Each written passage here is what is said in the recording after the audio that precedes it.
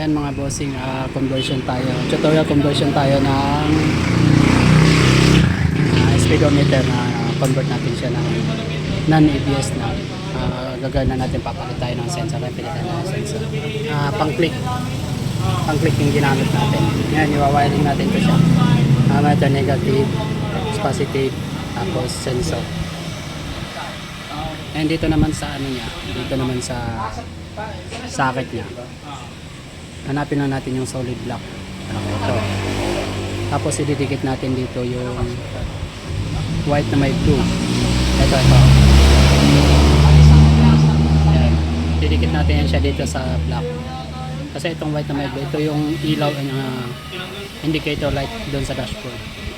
Talagyan natin ito siya dito sa block. Pagsama natin yan. Tapos hanapin natin yung solid white. Ito yung solid white. Ito naman yung sa speedometer niya. Tapos accessories.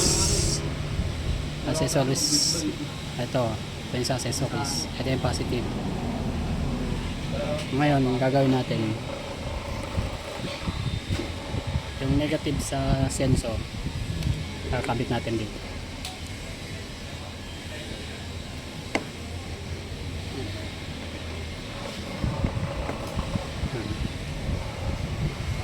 Tapos yung speedometer. Ito yung sa speed sensor, speedometer. Kabit natin sa white.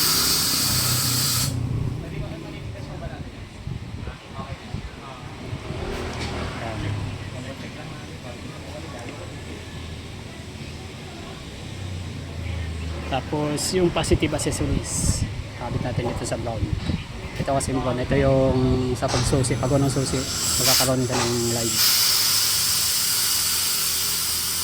Ngayon, testing natin yan kung gumana ba yung speedometer.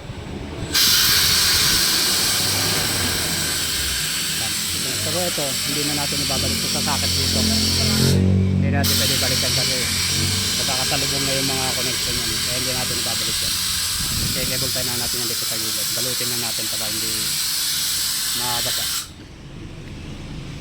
Boy, patuyo nga ulit, boy. Patuyo nga. Wala na yun. Check natin. Pero pagka pinagdaan na yun, Yan, wala na yung di pa kasi umuuntog eh.